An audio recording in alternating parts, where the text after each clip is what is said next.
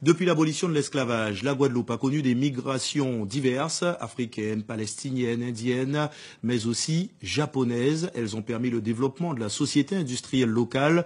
Voyons concrètement, avec Gérard César et Philippe Grenier, ce qu'elles ont apporté à notre département. Le Japon était en Guadeloupe en une histoire d'île, de main-d'œuvre et de production sucrière, en la seconde moitié du 19e siècle.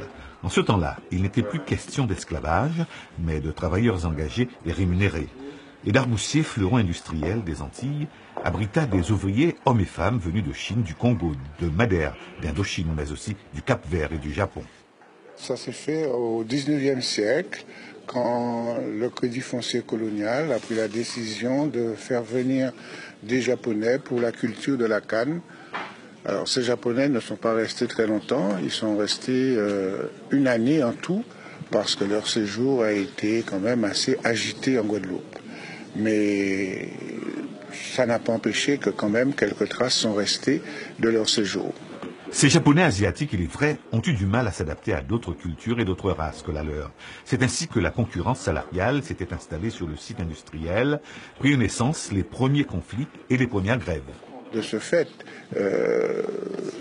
les créoles, les ouvriers créoles agissent, manifestent, et en contrepartie, les Japonais, eux aussi, agissent, ce qui donne des troubles à certains moments dans la société. Qui sommes-nous? Comment sommes-nous Guadeloupéens?